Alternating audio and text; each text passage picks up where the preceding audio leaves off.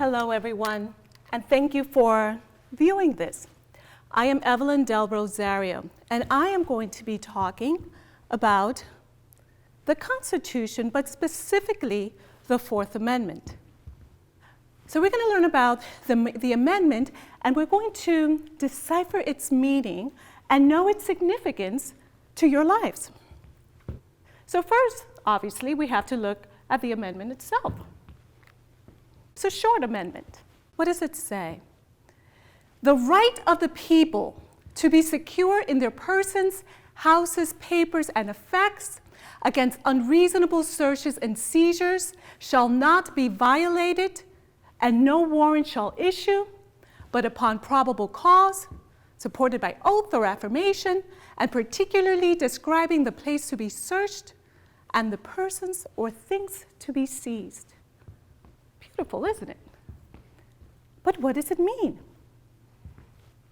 So it says, the right of the people to be secure in their persons, houses, papers, and effects. Persons, houses, papers, and effects. Well, there's something that is protected as to our person, and we're going to talk a little bit about that. And then it says papers, houses, and effects, that's your property.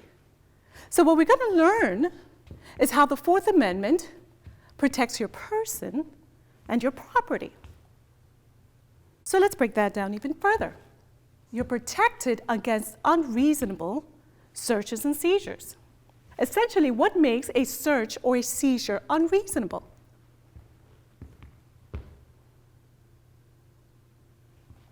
Well, let's first decipher what is a search and what is a seizure.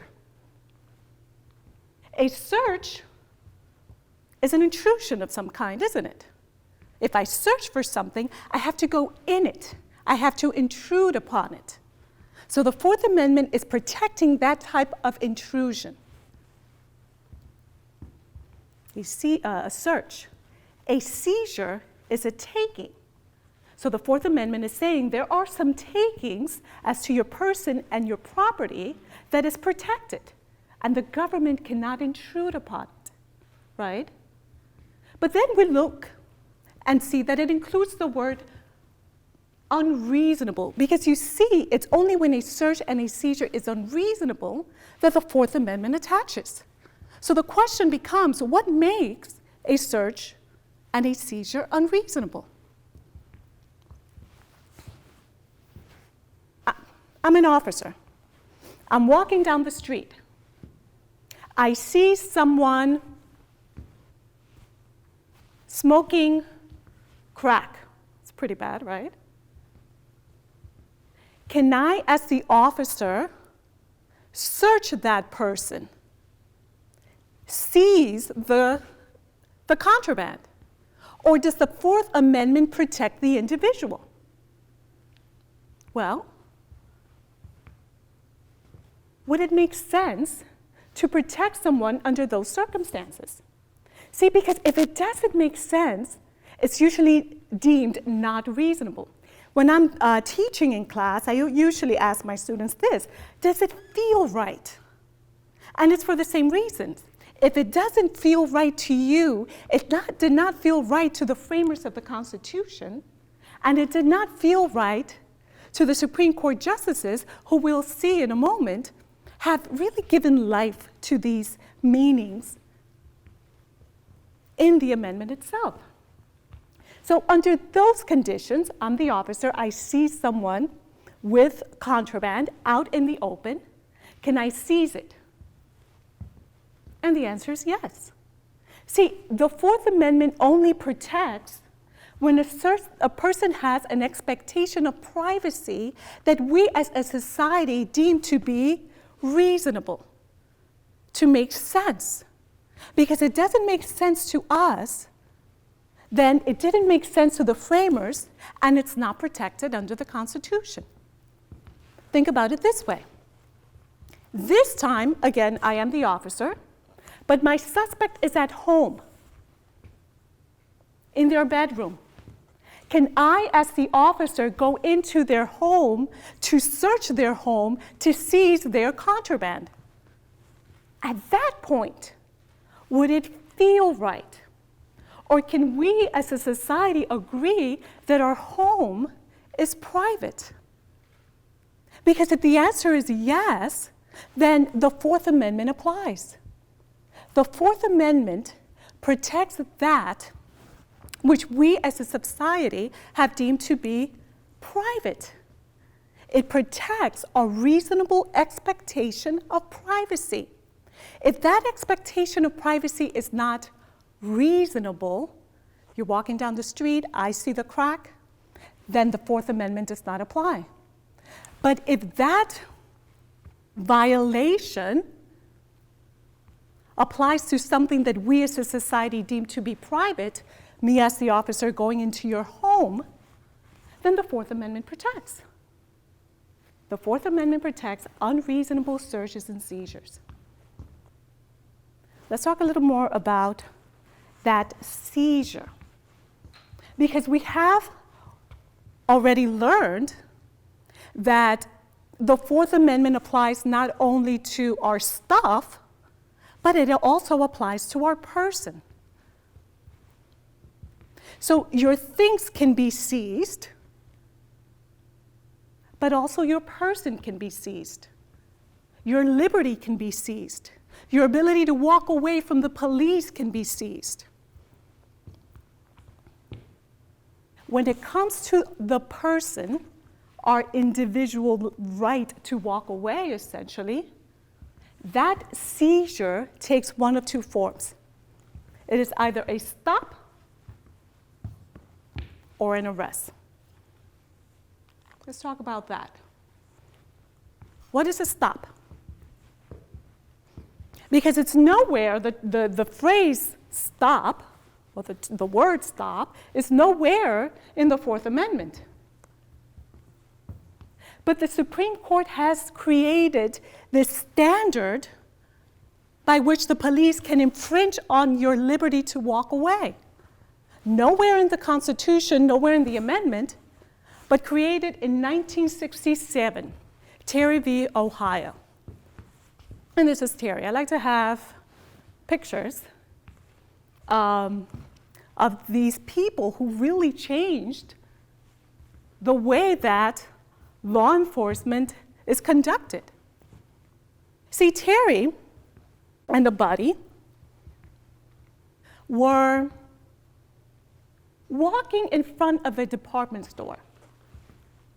An officer observed Terry and his buddy doing that for quite some time. The officer observed that Terry and his buddy looked nervous. They peered around. They were wearing trench coats. Perhaps that's important. They walked away from each other, but then they came back, and they would whisper at each other. And the officer observed that for some time.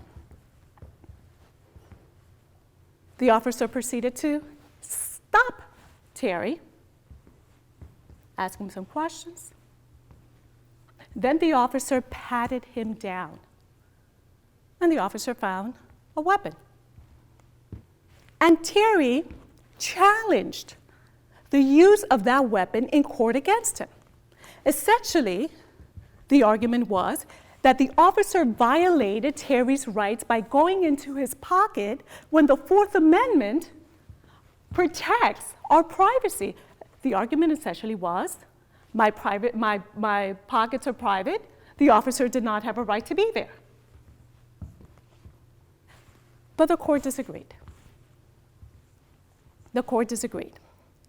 Essentially, what the court said was, when an officer has reasonable suspicion, nowhere in the Fourth Amendment, created by the US Supreme Court, when the officer has reasonable suspicion that, or reasonable suspicion that a crime has or is about to be committed, the officer can stop the suspect. Can stop the suspect. Essentially, the Fourth Amendment does not protect that contact. What can the officer do to the suspect once they're stopped? Well, the person's pockets are still private, and I'm going to explain that more in a bit. But see, what the court said was that if the officer has reasonable suspicion to stop, they can pat them down. They essentially can pat them down to make sure that the suspect does not have anything that can harm the officer. If the officer has reasonable suspicion to stop, they can do a pat down, which is kind of just a brief pat down to make sure that the person does not have anything that can harm the officer. Could Terry walk away? Could Terry walk away? Does that feel right? Would that make sense? No. If the officer has reasonable suspicion to stop, the suspect is not at liberty to walk away. And while they're detained, as I've said, the officer can do the pat down. It's intended for the officer's safety. That's one form of a seizure on one's person. There's another form, the arrest. Let's go back to our scenario. I'm the officer. I see, let's say this same thing, Terry. This time, instead of just kind of talking and loitering, Terry is carrying a bazooka. What can I do to Terry? At that point, I can arrest. Why? Well, I have what is called probable cause. I no longer have only that suspicion that he may be engaged in a criminal act or is about to engage in a criminal act. I have physical evidence, the bazooka, that he has committed a crime. So now I can arrest. Can Terry walk away?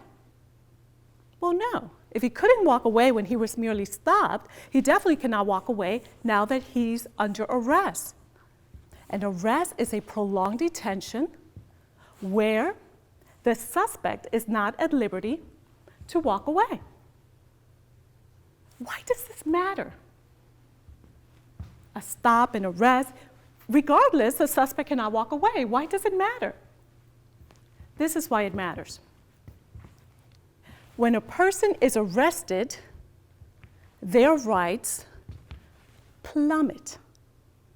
When a person is arrested, their rights plummet, which means the Fourth Amendment, while it's still there, does not protect that individual as much. What does that look like in the real world? Well, I just finished saying that when someone is merely stopped, all the officer can do is pat the individual down, right? The purpose being to protect the officer. This is not true if a person is arrested. Because their rights plummet, that officer can search the person's entire body. That officer can have the person take off their shoes, turn their pockets inside out. The Fourth Amendment does not protect as much once the person is arrested, but this is the beauty. The Supreme Court was made aware of this. And it was made aware of this in Miranda v. Arizona. And this is Miranda. Miranda was suspected or was arrested for raping a young woman. When he was brought into police custody, he was questioned for a prolonged period of time, and he eventually confessed. The prosecutor used that confession to ultimately convict. It was used in the prosecution, and Miranda was convicted. And he appealed. And the basis of his appeal was that interrogation, that questioning under those conditions was unfair. Was unfair. I'm aware that I was under arrest. I'm essentially aware that once I'm under arrest, my rights plummet. But that was unfair. And the Supreme Court, essentially agreed. And the Supreme Court said this: once a suspect is under arrest, the police must Mirandize them before they ask incriminating questions. And now you all know the Miranda warnings, right? You've all seen Law and Order. What does it mean? Essentially what it means is that the police should have informed Miranda that he had a right to remain silent.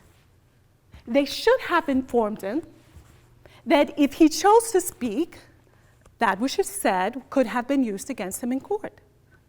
They should have informed him that he had a right to an attorney, and that an attorney would be provided for him if he could not afford one. See, the courts were aware that there's something very vulnerable to not be fully protected by the Fourth Amendment. There was Miranda in police custody, being under arrest, being questioned for hours on end.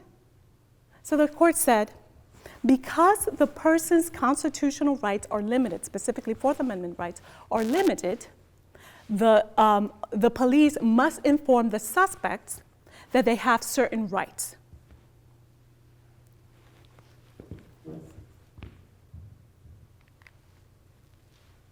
The warrant. The Fourth Amendment also set the warrant. It said the unreasonable searches and seizures was not allowed, but upon a probable cause, and that probable cause is needed in order to obtain a warrant. A warrant. So, what is a warrant? It's a document, right? It's a document that authorizes the police to essentially violate your rights, to essentially circumvent the restrictions of the Fourth Amendment. Why is that allowed? In light of everything we have said with the amendment and the rights that it gives us and how it protects our privacy, at least that which we all can agree would be reasonable to deem as private. How does the warrant requirement fit into all this? Well, let's consider what an officer must do in order to get a warrant. An officer, to get a warrant, must convince the court that it has probable cause, there's that word again, probable cause, to infringe on someone's rights. The officer must convince the court that it has probable cause to infringe on someone's rights. Well, I've told you what probable cause is, right? Tangible evidence of criminal activity. It is a method or an effort to check the power of the police. The warrant requirement is an effort by the Fourth Amendment to check the power of the police. We're not going to take the officer's word that the arrest was valid, that the search of someone's private property is valid. They must go to court first and convince the court that the infringement will be valid. There are two types of warrants: search warrants and arrest warrants. And as we learned, the Fourth Amendment requires it. But then the Supreme Court, in its infinite wisdom, has been asked over a period of centuries to look at the Fourth Amendment, to look at this warrant requirement, and really consider its validity in various types and circumstances. And the Supreme Court has. And in doing so, it has created many exceptions to the warrant requirements. And we're going to discuss a few. starting with stop and frisk. We actually have already addressed it. We know that if an officer has reasonable suspicion to stop, they can do the pat down, right? And at that point, no warrant is required. The purpose of the pat down, as I have said, is for the officer's safety, so no warrant is required. A search incident to the arrest. Well, we discussed it, but let's elaborate on it. We said that once a person is under arrest, their rights plummet. We said that what that meant in practical terms was that the officer can now search the person's entire body. Let me give you an illustration of the extent of that search. There was a case early 2000s here in Maryland. Officers had an arrest warrant. They went to execute it. The suspect fled in his vehicle. The officers pursued him. They were finally able to catch him, pulled him out of his vehicle, and they proceeded to do a body search, a full body search that included the suspect's anal cavity. You heard that right. And it was challenged.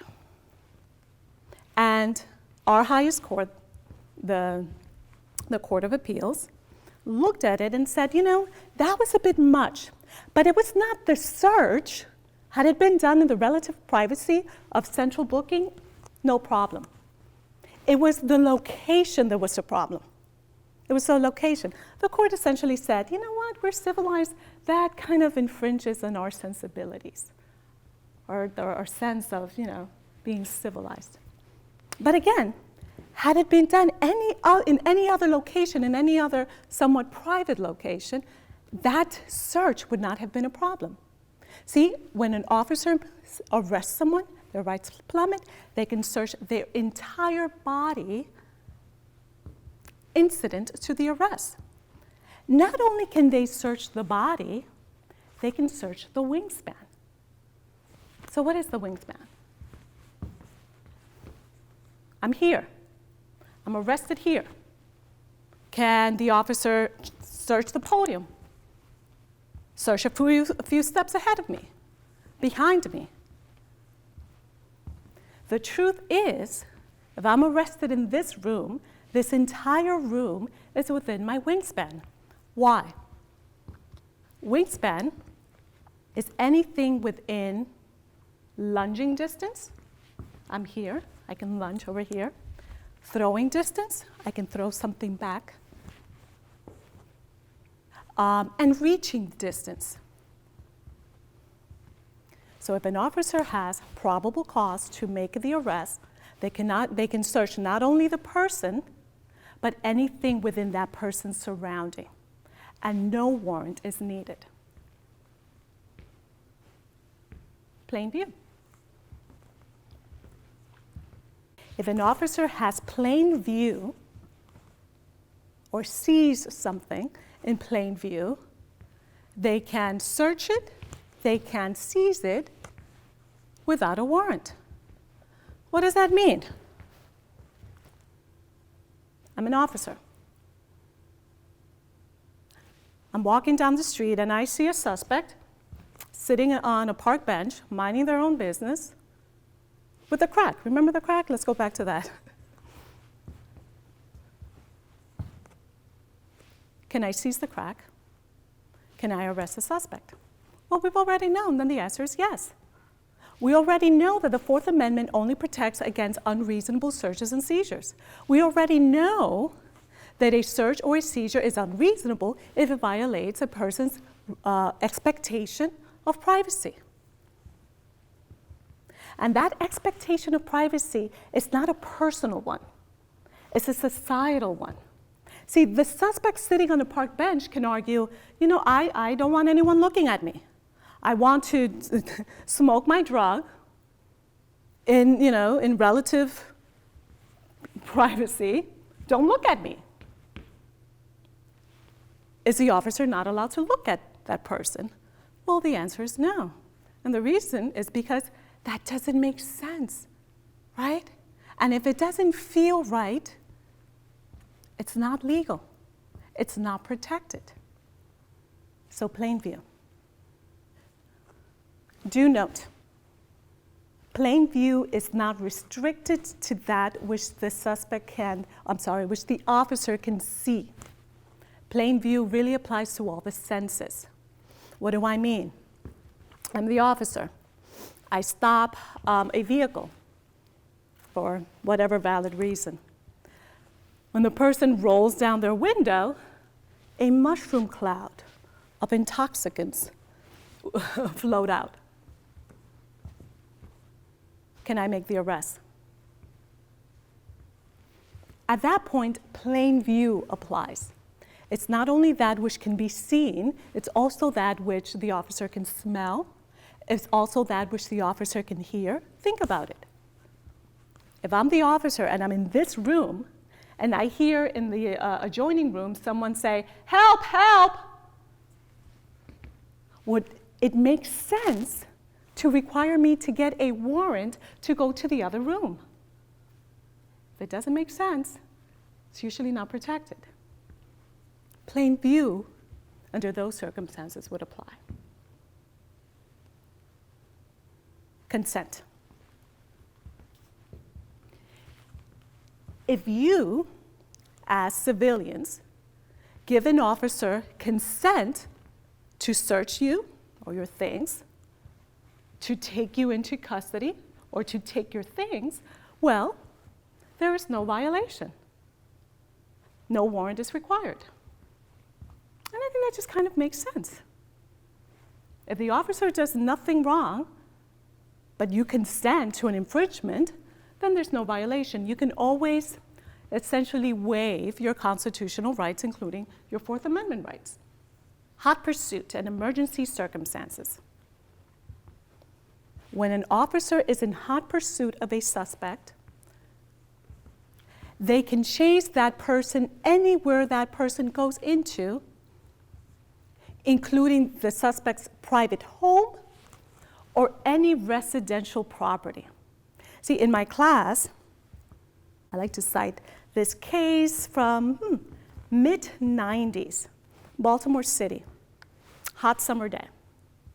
Officers respond to an active robbery. Several officers arrive.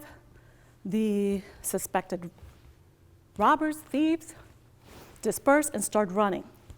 One officer starts chasing one suspect. And I have to stress, it was a hot summer day, it was the middle of July. In an effort to get away from the officer, the robbery suspect ran into a home, the row homes. And if you're familiar with the row homes in Baltimore City, you may know that they tend to be kind of long and narrow, like the front door, and then you can go straight through the back door. And that's what the suspect did, and that's what the officer did in following him. And the door was just open. Again, it was a hot summer day. Well, the suspect fled the back door, and the officer was about to do that when he noticed the homeowner, who had nothing to do with the robbery. He was just there minding his own business, cooking some crack. He was having a really bad day. The chase ended. I bet the officer was thinking, whew, I'm done. The homeowner got arrested. How can that be? How can that be? Well, the Fourth Amendment did not apply. There was no need for the officer to get a warrant because the officer was in hot pursuit of the robbery suspect. Because the officer was in hot pursuit, he could follow that person just about anywhere. He followed that person into that residence. Anything he saw there, because the officer had a right to be there, was admissible under the plain view doctrine. Isn't this fun? I'm sure you're thinking, yes, it is.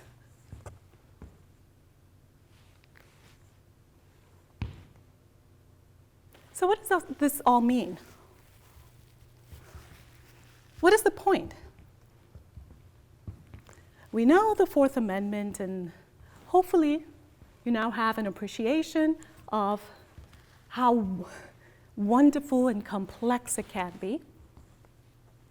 But what is the real legal consequence of it?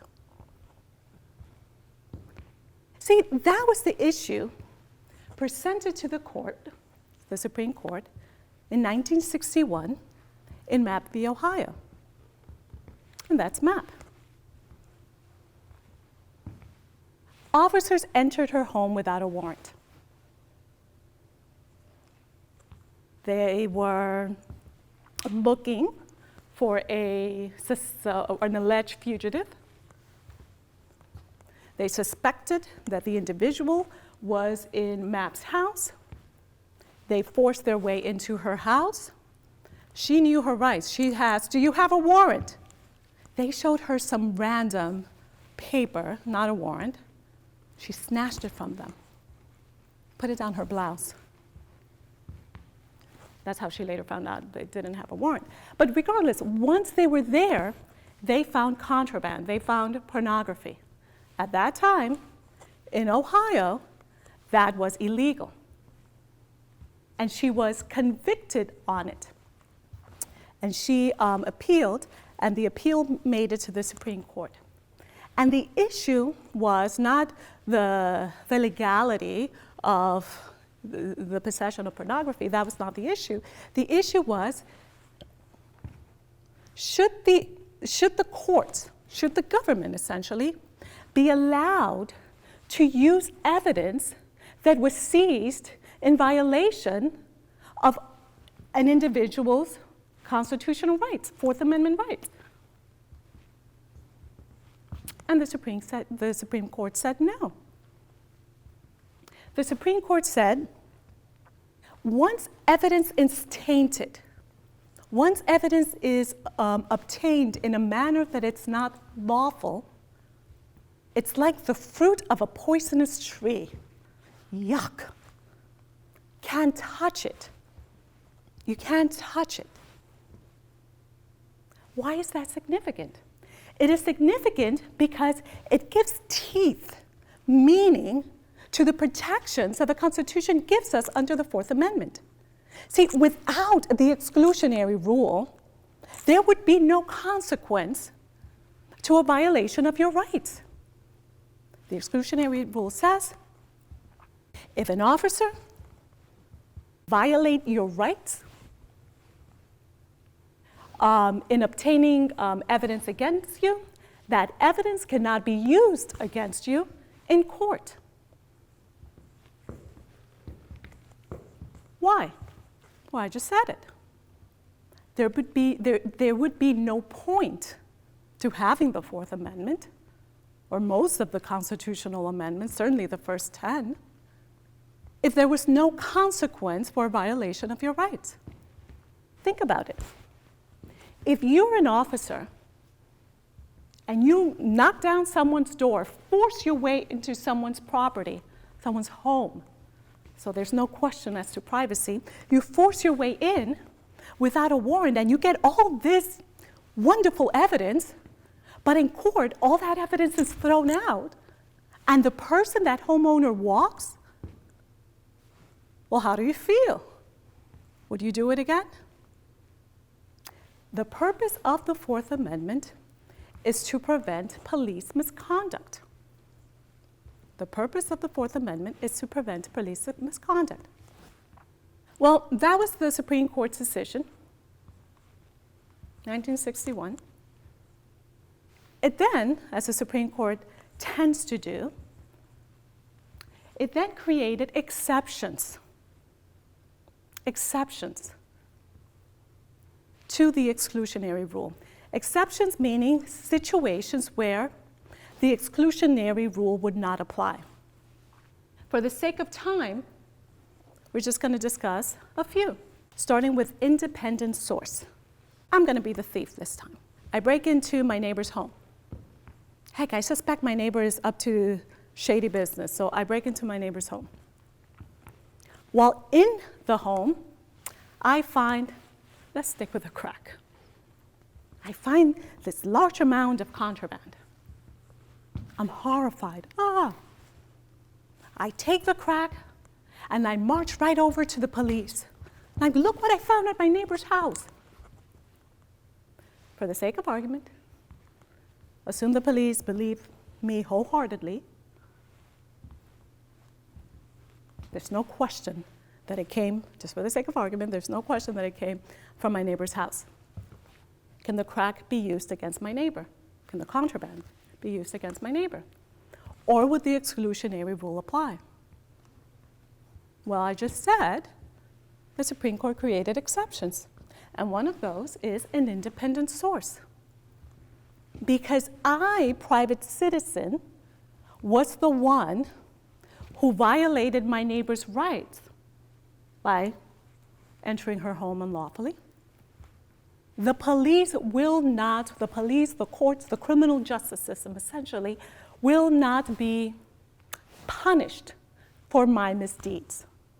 As an independent person, I am not subject to the restrictions of the exclusionary rule. Inedible discovery. Evidence that would have been found anyway. Let me go back, let me clarify. Illegal evidence, contraband, that would have been found anyway is admissible against the suspect even if the evidence is obtained unlawfully. Evidence that would have been found anyway is admissible against the suspect even if the evidence would have been found anyway. Or even if the evidence, would have been found anyway. Let's illustrate. I like to illustrate things in my classrooms. I'm the suspect. Say police have a warrant to arrest me. When I see that, I start running.